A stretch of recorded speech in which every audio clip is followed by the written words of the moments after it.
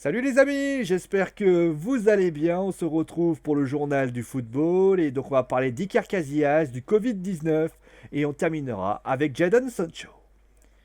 Il est considéré comme l'un des plus grands gardiens du Real Madrid. Iker Casillas, double champion d'Europe, champion du monde, vainqueur de 3 Ligues des Champions, a décidé de mettre fin à sa carrière. Âgé de 39 ans, le joueur du FC Porto n'avait plus joué avec le club portugais depuis un problème cardiaque. L'ancien portier du Real Madrid avait pour ambition de candidater pour un poste de président de la fédération espagnole, mais il avait fini par se rétracter. Alors que fera Saniker? Réponse dans les prochains mois.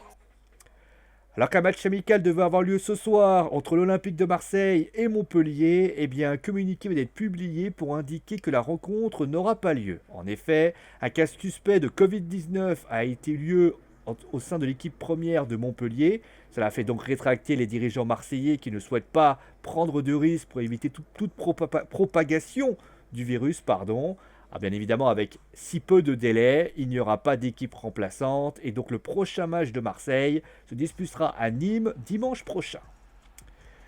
L'information est tombée bien hier. Manchester United doit se presser pour le Brésilien du Borussia Dortmund, Jadon Sancho. Comme l'indique le Daily Stars, les dirigeants du Borussia Dortmund exigent que l'opération Sancho soit bouclée avant le 10 août prochain, soit dans moins de 5 jours. Si le délai peut paraître court, Manchester United et le Borussia Dortmund semblent tout proches d'un accord. Selon le Daily Mail, on parle d'un accord avoisinant 120 millions d'euros transmis en deux parties, 70 millions en cash et 50 millions échelonnés dans le temps.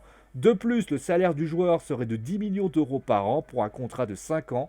Finalement, l'ancien agent de Manchester City ne sera pas resté très loin de Manchester. C'est désormais la fin, et oui, de ce journal du football. J'espère que l'émission vous a plu. On se retrouve